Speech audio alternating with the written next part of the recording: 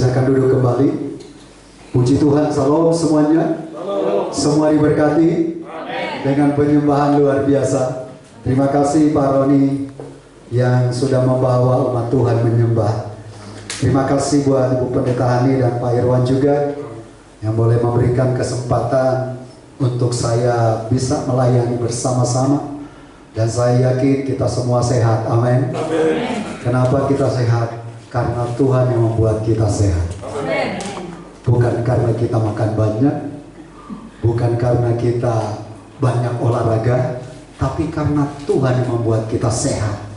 Sehingga Dia kasih hikmat kepada kita, bisa olahraga dengan baik, bisa makan sehat dengan baik. Jadi sekali lagi jangan dibalik-balik ya. Pokoknya kita ini sehat dan kuat karena Tuhan. Karena Tuhan yang memberi hikmat, urapan dalam kehidupan kita. Ditambah lagi kalau kita suka memuji Tuhan. Amin. Ya, Tuhan itu senang loh kalau dipuji. Ya, saya aja kalau ada orang puji kadang-kadang berdiri juga rambutnya ya. Ya, padahal pujian itu harus kita tujukan kepada Tuhan. Ya, hari ini kita akan berbicara tentang United by God's Love. Ya, kalau bahasa Inggrisnya keren, tapi bahasa Indonesia juga bagus. Karena kasih yang membawa kesatuan. Ya, jadi ini dahsyat dan kita akan lihat firman Tuhan pada saat ini. Saya pakai bahasa Indonesianya. Ya, kasih yang menyatukan. Kemudian kita lihat ayat yang diberikan. Sempat sih berpikir juga ayatnya kok di Hagai ya. Tapi waktu saya renungkan rupanya luar biasa. Hagai 1 ayat 8. Mari kita baca bersama-sama. Jadi kasih yang menyatukan ini Hagai 1 ayat 8. Kita baca sama-sama yuk. 1, 3. Jadi naiklah ke gunung, bawalah kayu dan bangunlah rumah, maka aku akan berkenan kepadanya dan akan menyatakan kemuliaanku di situ. Firman Tuhan. Waktu saya renungkan ini, aneh ya, Nabi Hagai ini itu diperhadapkan dengan situasi di mana rumah Tuhan itu sudah runtuh. Dan kalau kita baca Hagai mulai dari pasal 1, itu ajakan untuk membangun rumah Tuhan. Ini bisa dua pengertian. Bisa berbicara rumah Tuhan fisik, tapi bisa berbicara rumah Tuhan rohani. Dan hari ini kita bisa lihat sama-sama di dalam kitab Hagai ini, itu ajakan untuk membangun rumah Tuhan. Tapi kalau kita perhatikan, itu semua orang gak tertuju ke sana. Karena mereka itu hanya mementingkan diri sendiri. Rumah mereka bagus-bagus. Itu Alkitab yang mengatakan. Tempat tinggal mereka indah-indah. Dan mereka tidak pernah terbesit untuk rumah Tuhan. Jadi semua orang kelihatannya ego. Kelihatannya aku, dan aku. Seringkali juga kita seperti itu. Betul lah. Apa jemaat sini udah hebat-hebat. Seringkali kita lebih ke aku dulu. Coba kalau misalnya ada dibuka, misalnya barang yang diobrak, wah, kalau bisa Pak Roni di belakang aku gitu ya. Betul lah. Aku dulu.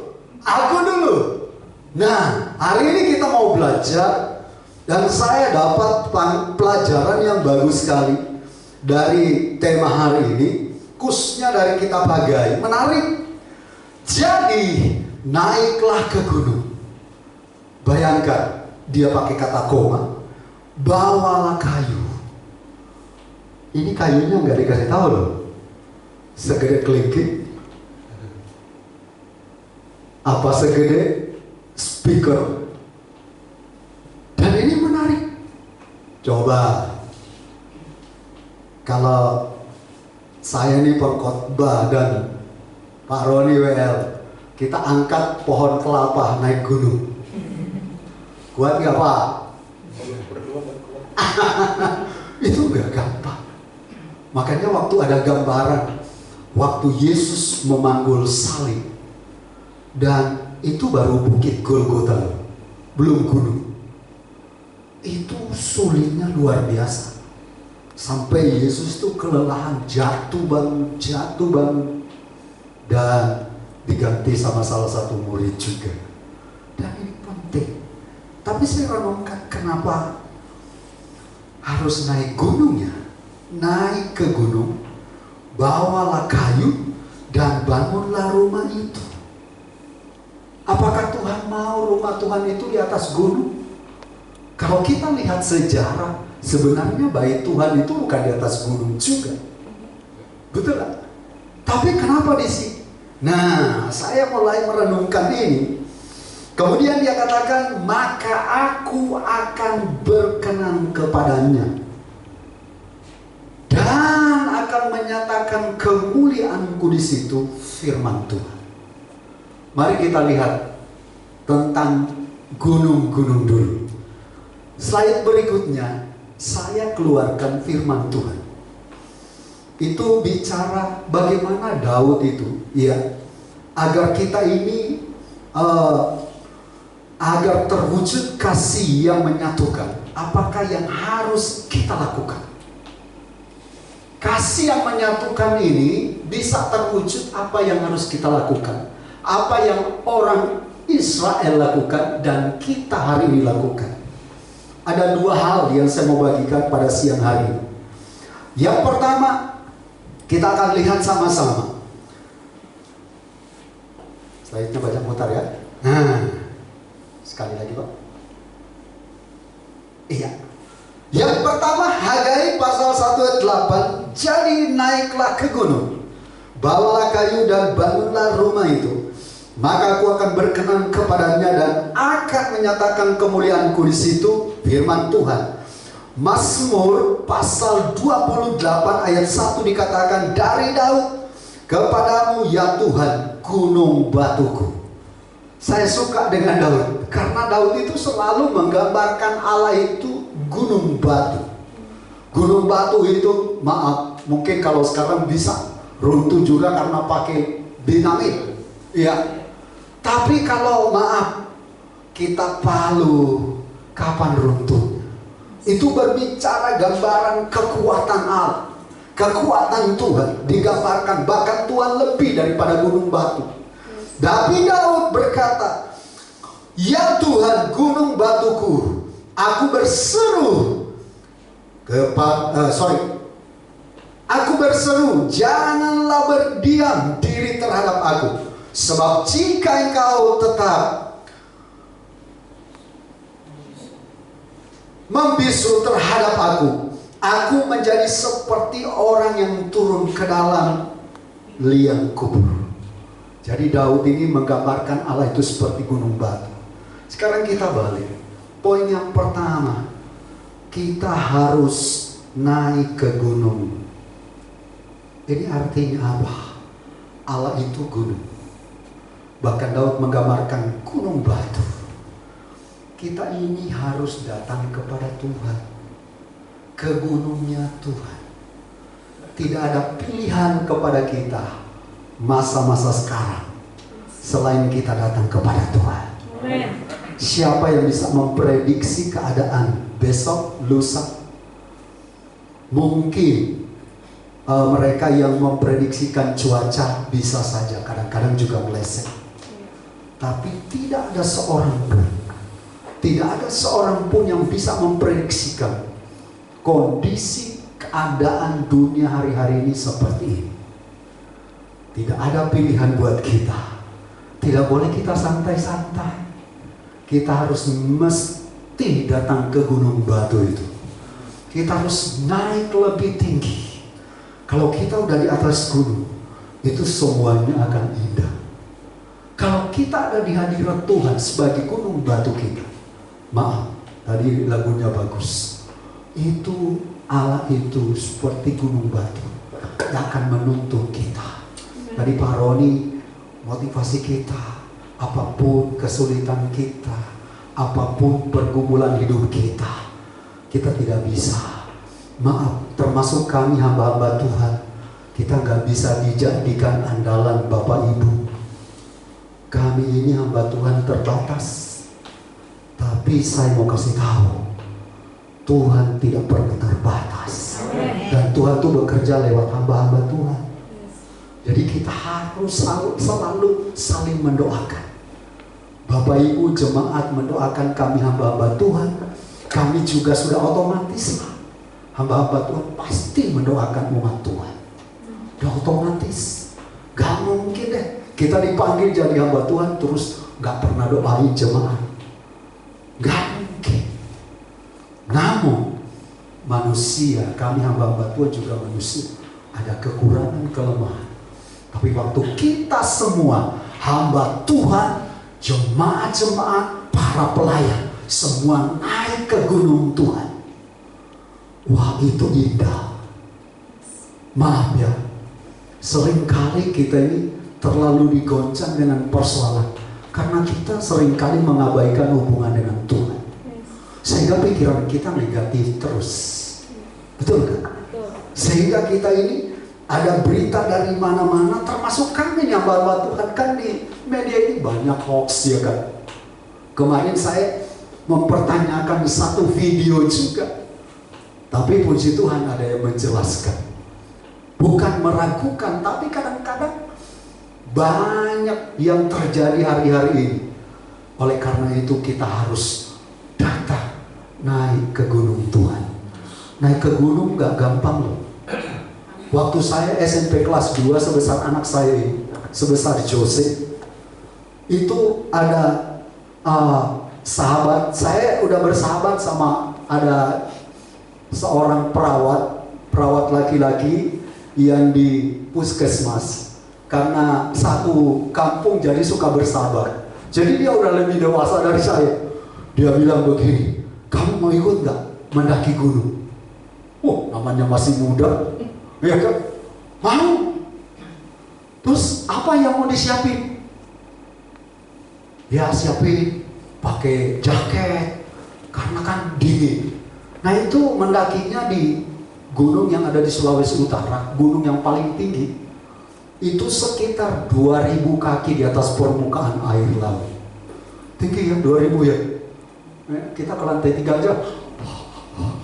Ya, naik dulu. Ya kan? Ini 3000 loh. 2000 loh. Naik. Terus kita pergi, jadi jam 5 sore sudah di bawah. Udah siap start. Rupanya saya baru tahu mendaki gunung itu gak boleh siang karena cepat lelah. Rupanya mendaki gunung itu malam.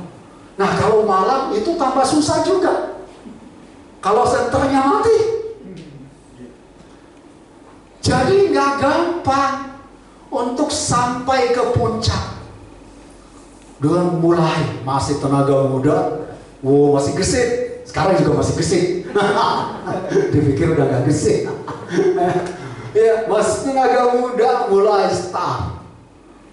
Waktu mulai naik, waduh, rupanya naik gunung itu seperti ini.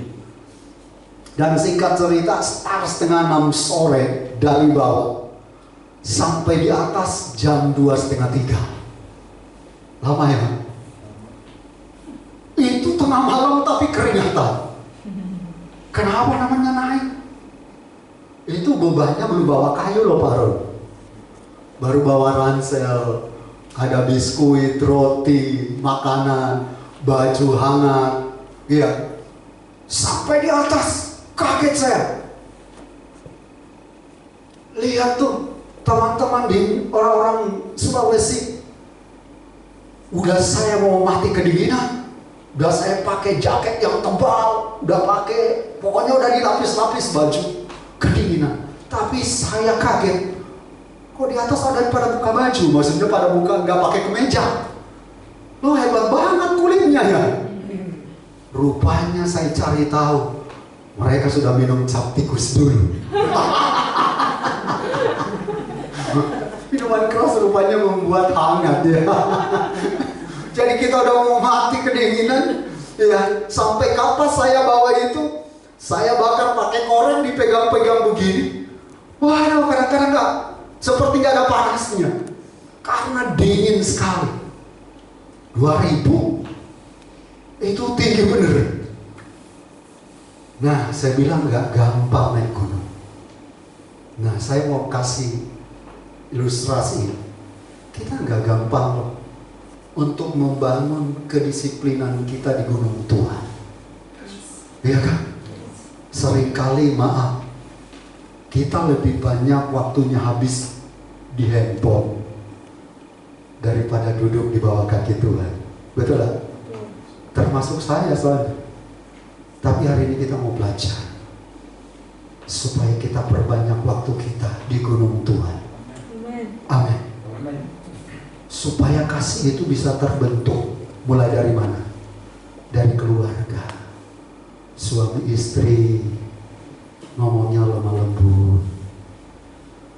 Didik anak-anak bahasanya nggak kasar. Betul lah? Kenapa? Karena waktu kita ada di gunung Tuhan, itu yang berbicara adalah Tuhan. Ya, Tuhan mulai berbicara lewat firman. Kemudian di dalam pelayanan kita, kita mulai sama-sama. Karakter kita ini beda-beda. Suku-suku kita juga beda-beda. Jadi kita mulai padukan di dalam kasih Tuhan. Cuma yang bisa nyatuin kasih Tuhan, betul? Ya. Ada yang suka maunya begini, ada yang suka maunya begini, ada yang mau di tengah, ada yang mau di belakang. Semua kita ini beda. Tapi waktu kita bersekutu di hadirat Tuhan, kita semua ada di gunung Tuhan, ada di rencana Tuhan, sesuatu akan terjadi. Amin. Keindahan-keindahan itu akan terjadi. Mari kita lihat sama-sama. Kalau ada yang bisa membaca Mazmur 31 ayat 2 sampai 3. Mazmur 31, kalau ada yang sudah ketemu boleh dibaca dengan suara keras. Mazmur 31 ayat 2 sampai 3. Mazmur 31 ayat 2 sampai 3. Ada yang bisa membaca? Atau? Ya, demikian firman Tuhan. Ya. Senengkanlah telingamu kepadaku, bersegeralah melepaskan aku. Jadilah bagiku gunung batu tempat perlindungan, kubu pertahanan untuk menyelamatkan aku. Mazmur 31 ayat 2 sampai 3. Ya, ayat 3, sebab engkau, ayat 3, sebab engkau bukit batuku, senengkanlah telingamu kepadaku, bersegeralah melepaskan aku, jadilah bagiku gunung batu, tempat perlindungan, kubu pertahanan untuk menyelamatkan aku. Ada amin. Kita mau jadikan Tuhan itu, makasih Pak Rodi, kita jadikan Tuhan itu gunung batu tempat perlindungan. Amin. Ke depan ini tidak ada yang bisa kita harapkan. Hanya Tuhan yang menjadi gunung batu perlindungan kita. Gereja kecil, gereja besar, jemaat ekonominya mungkin di bawah rata-rata, menengah, yang atas, semua kita harus menjadikan Tuhan gunung batu kita. Tidak bisa kita bisa berbangga. Maaf, hari-hari ini Bapak Ibu kalau misalnya masih suka ke mall, lihat banyak mall, banyak para penjual-penjual di sana gulung tikar. Banyak stand-stand yang tutup. Kenapa? Kondisi keadaan hari-hari ini berbeda. Tidak ada pilihan lain bagi gereja Tuhan, bagi anak-anak Tuhan, selain kita mau naik ke gunung Tuhan. Kadang-kadang udah capek sih, udah kerja seharian, tapi harus doa. Harus doa sama-sama dengan istri, anak-anak. Kadang-kadang sih udah capek nyuci, mungkin ibu-ibu gosok, masak. Ibu-ibu ini banyak sekali kerjanya ya. Saya baru menyadar juga. Banyak bener ya ibu-ibu ini. Tapi saya bangga juga ya ibu-ibu ini. Pada nggak komplain ya. Kerjanya banyak sekali ya. Jadi bapak-bapak, mari kita hargai istri-istrinya. Amin. Ya, harus hargai, memang banyak sekali kerja.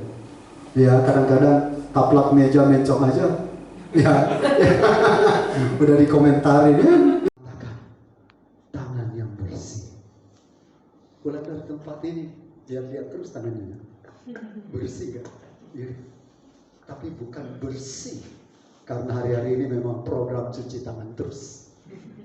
Tapi bersih di hadapan Tuhan. Ada amin. Kita melakukan semua kegiatan kita dengan tangan yang bersih. Ini luar biasa firman Tuhan. Orang yang bersih tangannya, yang kedua orang yang murni hatinya. Wih, nilainya murni itu artinya nggak ada berubah. Hati kita ini murni nggak buat Tuhan? Kita ini melayani pekerjaan Tuhan murni nggak? Ini penting. Saya nggak bisa tebak hati Bapak Ibu teman-teman semua. Tapi di hadapan Tuhan tidak ada yang tersembunyi. Hati kita harus murni. Orang yang murni hatinya. Mungkin Bapak Ibu bertanya-tanya, hati yang mana ya? Hati leper kah? Bukan. Seringkali kita kalau dilukai sakit. Aku sakit hati. Nah, hati itu yang Tuhan maksud adalah gabungan dari roh dan jiwa. Jiwa itu terdiri dari 3. Pikiran, perasaan, kemauan, dan ditambah dengan roh. Jadi inilah gabungan yang disebut hati. Makanya kalau kita maaf, salah paham, terus sampai sakit hati. Kok sakit hati? Itu berarti perasaannya terganggu, pikirannya terganggu, keinginannya terganggu, apalagi rohnya lebih terganggu. Ingat ya. Jadi kita berusaha supaya roh kita ini nggak terganggu, cara berpikir kita ini nggak terganggu.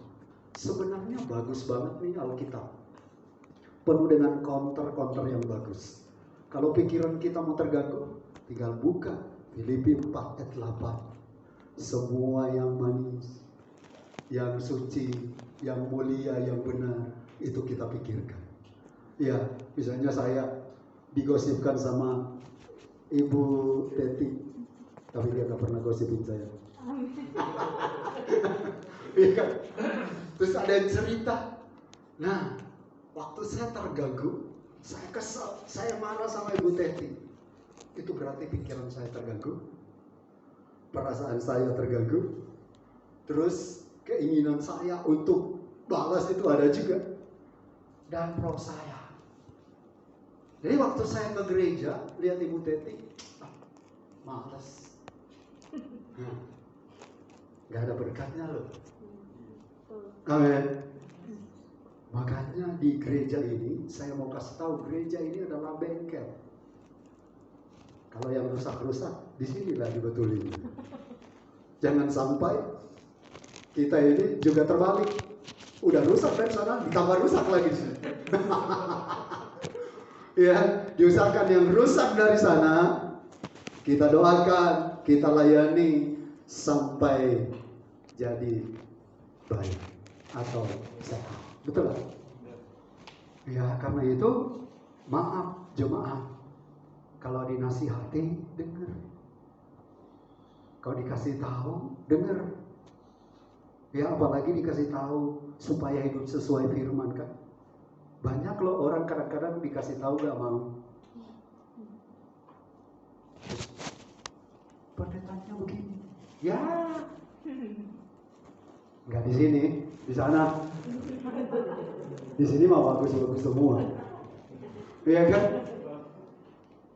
Harus mau dikasih tahu. Putri saya selalu saya kasih tahu. Namanya putri satu-satunya. Kadang-kadang mau dikasih tahu. Udah banting pintu duluan. Tapi saya selalu kasih tahu. Kamu harus jadi anak yang rendah hati dan mau dengar nasihat papi. Ya, pasti hidupmu berbeda. Akhirnya dia mulai berubah. Ya. Jadi jemaat di tempat ini, jemaat yang manis-manis, baik-baik. Mau dikasih tahu ya? Kasih tahu kiri kanan, saya sudah siap kok dikasih tahu. Amin. Tujuannya bagus kok, mulia. Gak ada hamba Tuhan yang ingin lihat jemaatnya miskin terus, ngemis kemana-mana. Enggak. Semua hamba Tuhan di hatinya pengen lihat jemaatnya maju, pengen lihat jemaatnya bertumbuh, pengen lihat jemaatnya jadi berkah. Kalau mau Natal, kita butuh dana 500 juta nih. Bu Gembala minta rekening, saya baru transfer 100 juta ya. Misalnya. Tapi itu pun bukan motivasi kita. Misalnya, kita kan pengen lihat jemaat diberkati. Gak ada pendeta. Kalau ada pendeta yang pengen jemaatnya susah, miskin, sakit-sakitan, suruh bertobat tuh pendeta. Betul gak? Betul gak? Kita pelayan Tuhan juga ya, betul gak? Lihat rekan-rekan pelayan kita, lihat jemaat-jemaat yang kita layani, ya kan? Tambah mantap, luar biasa, semangat sama Tuhan, ya kan? Jadi hari ini kita lihat, kita mesti punya hati yang murni. Hati yaitu gabungan rohnya bagus, pikirannya positif, perasaannya nggak gampang tercabik-cabik, tapi tegar, kemudian kemauannya terukur. Kemauannya adalah hal-hal yang baik. Ada juga loh, ada yang punya kemauan karena dia udah dilukai di gereja itu, pengen gereja itu tutup. Ada juga, ya kan? Pasti dong. Ada juga itu dipakai iblis. Banyak. Makanya saya mau kasih tahu, mari kita menjadi jemaat-jemaat yang memiliki hati yang murni, semurni emas, yang walaupun dibuang di lumpur tidak jadi lumpur, tapi tetap emas. Ada amin? Ini hebat. Yang ketiga, mana tiganya hilang? Yang tiga, nggak apa-apa. Ya, yang ketiga, orang yang tidak menyerahkan dirinya kepada penipuan. Di sini mah nggak ada. Tapi saya mau kasih tahu, orang nipu tuh banyak banget. Kemarin ketawain istri saya, lagi cinta-cinta sama bunga, bukan bunga bang, bunga beneran. Dia lihat di postingan ada bunga. Wah, dia order. Bunganya nggak muncul-muncul sampai hari ini. Tiba-tiba kayaknya orang yang sama sudah ganti nomor. Terus istri saya masuk lagi, tapi bukan pesan lagi. Singkat cerita, nanya. Terus saya ajarin gini, dikasih aja di situ. Iya nih, saya juga kadang-kadang ragu-ragu. Karena sekarang kan banyak orang gak jujur. Cuma saya kadang-kadang ini kasihan nih. Kalau lihat orang gak jujur, suka nipu. Kalau meninggalnya belum bertobat, nanti masuk neraka gimana ya? Langsung diblok. Bapak Ibu teman-teman, hati-hati ya dalam usaha. Mesti berdoa sehingga kita tidak kena penipuan. Alkitab mengatakan orang yang bisa naik ke atas gunung Tuhan itu adalah orang-orang yang tidak menyerahkan dirinya kepada penipuan. Anak-anak Tuhan, sesusah-susah apapun kita, kalau Tuhan masih izinkan kita seperti masih sulit, jangan pernah berpikir untuk nipu. Amin. Kenapa? Gak ada untungnya. Malah di mata Tuhan kita blacklist. Bukan hanya di BI kita bisa blacklist. Kalau kita punya pinjaman gak bayar-bayar, bahaya. Atau di mana kita di blacklist. Tapi di mata Tuhan juga kita bisa. Kalau gak tobat-tobat, bisa bahaya. Doa kita gak pernah dengar Tuhan. Hari ini Tuhan ingatkan, kita harus menyelidiki kehidupan kita. Saya juga, supaya waktu kita naik ke gunung Tuhan, dalam penyembahan di hadirat-Nya, sepertinya kita ada di gunung Tuhan, karena bisa merasakan hadirat Tuhan. Itu kita bisa merasakan kasih Tuhan, berkat Tuhan, pesan Tuhan, janji-janji Tuhan. Amin. Ini yang terjadi dalam hidup kita. Yang terakhir, orang yang bisa naik ke gunung Tuhan. Yang keempat, orang yang tidak bersumpah palsu. Pernah bersumpah? Waktu masih kecil suka sumpah ya? Sumpah? Enggak. Ini firman Tuhan ini ada karena memang banyak orang yang suka sumpah. Sumpah palsu, melakukan tapi pura-pura gak melakukan. Sampai sumpah-sumpah demi nama Tuhan. Hari ini Tuhan mengingatkan kita. Ya di atas ya, tidak di atas tidak. Sesungguhnya dari iblis. Bahasa kerennya dari sibolis. Ya kan? Jadi anak Tuhan ini sudahlah hidup apa adanya. Kalau ditanya sama suami, uangnya kemana? Ya kalau buat beli baju, bilang aja beli baju. Betul? Daripada mutar-mutar, ya, mutar-mutar. Ya, anak Tuhan ya udah jujur aja. Waktu kita jujur, justru Tuhan senang. Waktu istri jujur, pasti suami senang, betul tak? Waktu suami jujur, istri tambah senang. Betul? Jangan nggak mau ngaku. Ini penting. Tuhan mau mencari orang-orang yang tidak suka bersumpah palsu untuk menghampiri tahtanya. Pulang dari tempat ini, jangan pernah bersumpah palsu. Ya, sehingga kita waktu datang kepada Tuhan tidak ada tuduhan, tapi justru berkat yang dicurahkan. Ini dahsyat sekali. Mari, yang kedua apa sih yang umat Israel harus lakukan? Dan hari ini juga yang harus kita lakukan. Yang kedua, Hagai 1 ayat 8.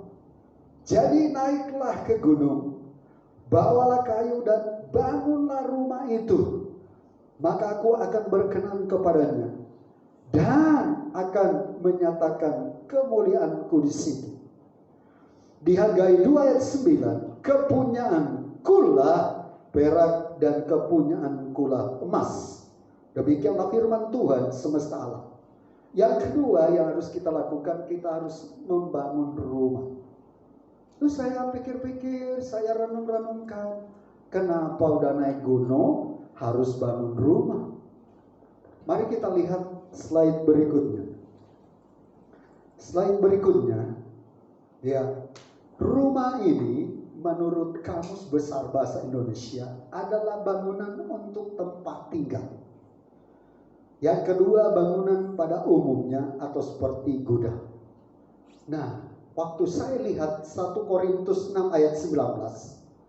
Atau tidak tahukah kamu bahwa tubuhmu adalah bait Roh Kudus yang diam di dalam kamu, Roh Kudus yang kamu peroleh dari Allah, dan bahwa kamu bukan milik kamu sendiri. Nah, waktu saya lihat arti dari kata rumah, itu adalah bangunan untuk tempat tinggal. Kemudian saya mulai renungkan, Tuhan mau kita naik gunung membangun hubungan yang indah dengan Tuhan. Kemudian kita mulai lihat hidup kita ini adalah bait Roh Kudus, rumahnya Tuhan. Jadi kita nggak boleh macam-macam dengan diri kita juga. Ada lagu sekolah minggu, aku gereja, kamu pun gereja, kita sama-sama gereja. Gereja bukanlah gedungnya dan bukan pula menaranya. Itu apa? Bukalah pintunya, lihat di dalamnya. Gereja adalah orangnya. Nah, rupanya saya mulai dicelikan oleh Tuhan. Tuhan mau kita membangun rumah, yaitu rumah yang bersih, supaya hidup kita ini mulai dibersihkan dari cara berpikir yang kotor, dari tindakan-tindakan yang tidak berkenan sama Tuhan. Ya, belum lagi ya, kalau mereka yang masih terbelenggu dengan keinginan daging, kita mulai bereskan. Ya, yang masih suka mabuk-mabuk, yang masih keluyuran malam-malam cari wanita lain, iya kan? Iya dong, banyak itu, iya kan? Yang orang-orang muda yang kerjanya berkelana di internet pornografi, kita mulai bereskan. Mata ini adalah anggota dari tubuh, adalah bait Allah. Jadi kita mulai bersihkan seluruh hidup kita dengan apa? Dengan firman. Amin. Ini penting sekali. 1 Korintus 6 ayat 9. Atau tidak tahukah kamu bahwa tubuhmu adalah bait Roh Kudus? Jadi tubuh kita ini, itu baitnya Roh Kudus, baitnya Allah. Gak boleh ya, yang masih cuap-cuap, yang suka masih bergosip, kita harus berubah. Kenapa? Karena tubuh kita, hidup kita, bait Allah. Amin. Memang satu ketika kalau Tuhan panggil kita, tubuh ini ya dikubur juga. Tapi nanti Tuhan akan ganti dengan tubuh kemuliaan. Jadi selama kita di dunia ini, mari kita pakai hidup kita ini untuk kemuliaan Tuhan. Ada amin? Ya. Kalau berusaha yang baik, libatkan Tuhan, undang Tuhan yang luar biasa. Jadi bangunlah rumah, termasuk mungkin bangunlah rumah tanggamu dengan baik. Jadi berkat dimanapun kita berada. Bangun anak-anak kita, latih mereka membaca merenungkan firman Tuhan. Sehingga apa? Berkatnya luar biasa. Ini dahsyat, ini luar biasa. Anak-anak Tuhan, mari jadikan hidup kita bait Roh Kudus yang hidup di dalam kekudusan, hidup di dalam kebenaran. Ya, kalau ada hal-hal yang belum berkenan sama Tuhan, mari selesai khotbah ini kita datang kepada Tuhan, sehingga apa? Kita boleh mengalami pemulihan yang luar biasa dari Tuhan. Mau diubahkan Tuhan, mau menjadikan hidup kita ini bait Tuhan, bait Roh Kudus. Bahkan maaf, Paulus pernah berbicara begini di dalam Galatia pasal 5. Kalau enak bisa kita baca yuk. Galatia pasal 5 ayatnya yang ke 19.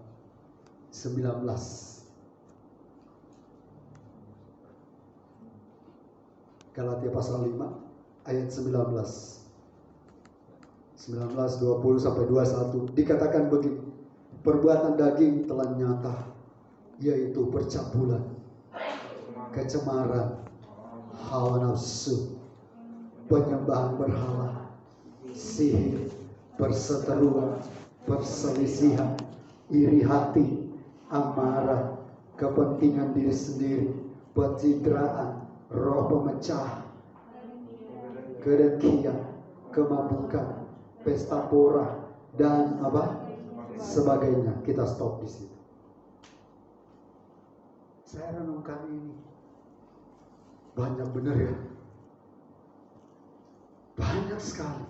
Tapi Paulus gak berhenti di kata titik, dia masih pakai kata sebagainya.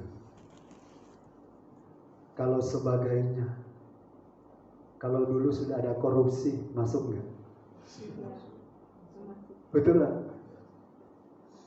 Kalau dulu sudah ada narkoba, nikotin, masuk nggak? Masuk. Jadi jangan pandang enteng tuh yang ditulis di pom bensin dilarang merokok itu.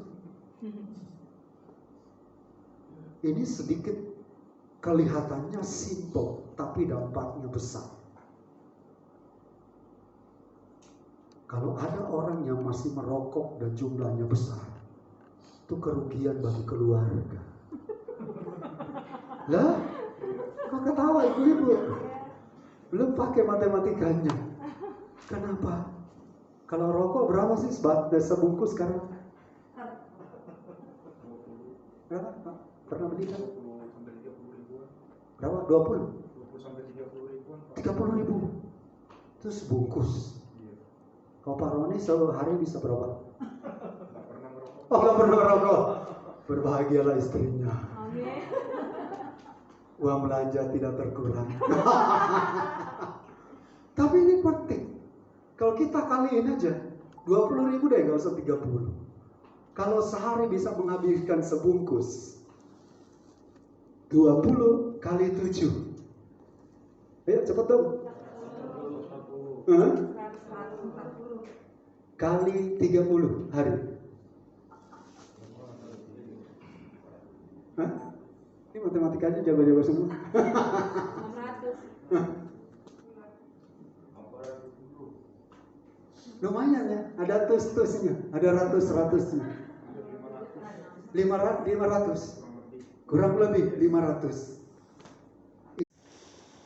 Mau batu, minum esnya keluar-keluar terus. Ya kan? Karena gara-gara rokok. Ya, ini kok jadi khotbah rokok ya. Ntar jemaatnya pulang dengan rokok lagi. Kasih, sukacita, damai sejahtera, kesabaran, kemurahan, kebaikan, kesetiaan. Apalagi 2-3, kelemah lembutan, penguasaan diri. Tidak ada hukum yang menentang. Saya suka dengan kata kelemah lembutan. Coba tegur dulu yang di samping dengan lemah lembut.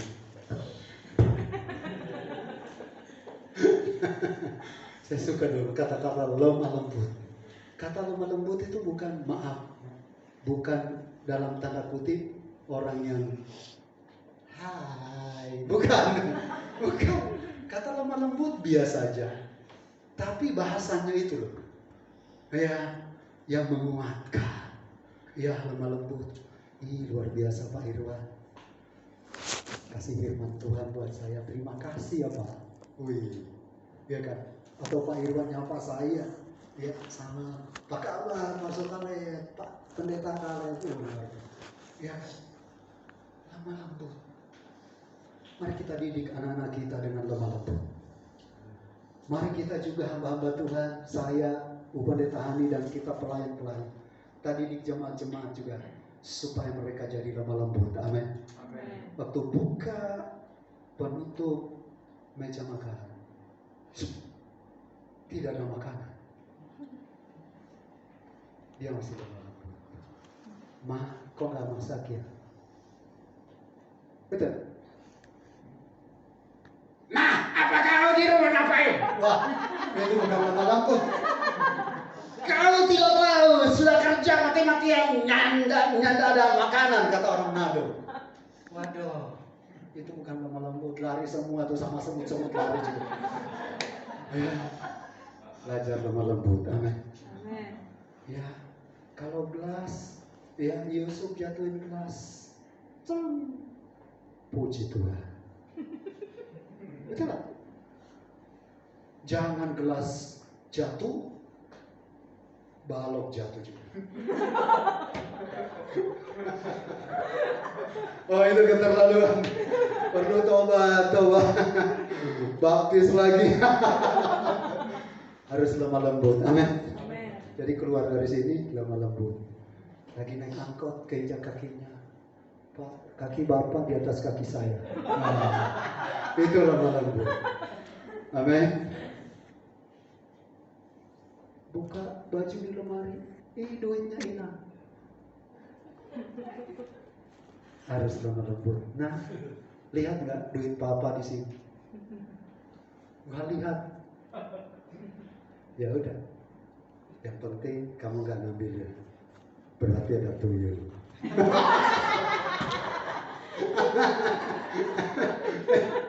Ayo belajar lemah lembut. Saya yakin pasti kita bisa. Ya. Jadi mulai dilihat minggu depan lemah lembut. Ya, saya juga lagi latihannya. Kadang-kadang juga nggak terkontrol juga bisa juga. Dan kita mau belajar. Setiap kita belajar, kami juga hamba Tuhan pasti belajar. Amin. Karena apa? Firman Tuhan lah yang membangun kita. Dan hari ini kita lihat sama-sama. Terakhir kita lihat kesimpulannya.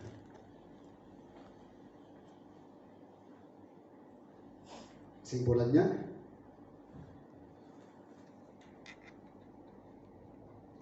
mari kita baca sama-sama. 1, 3.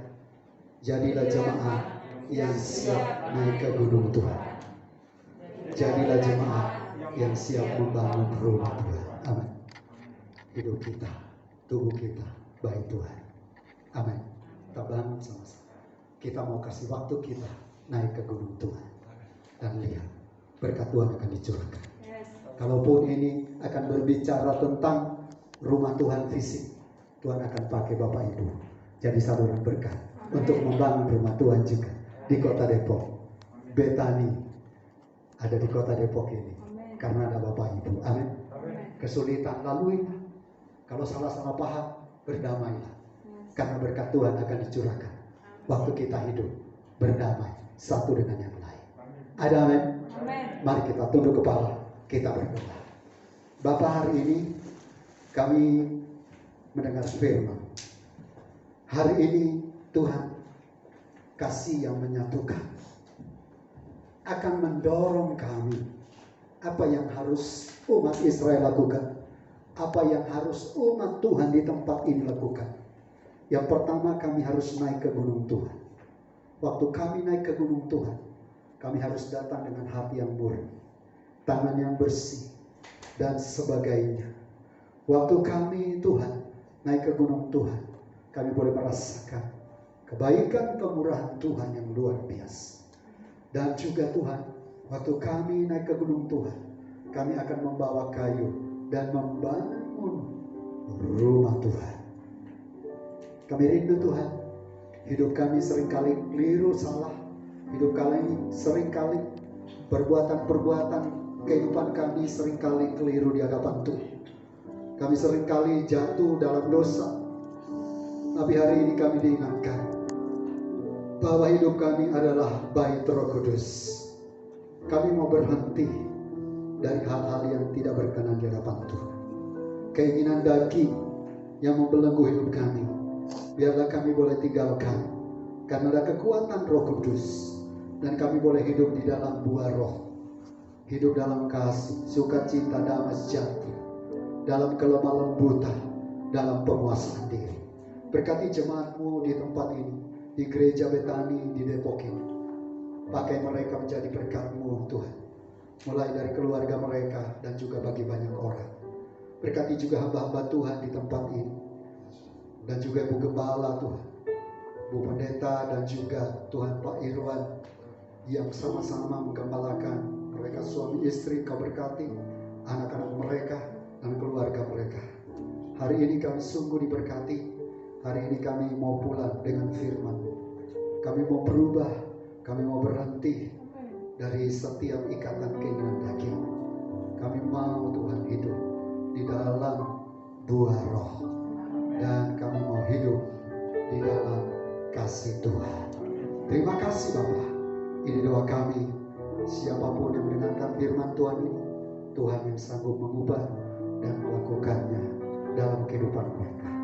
Ini doa kami di dalam nama Tuhan Yesus. Haleluya.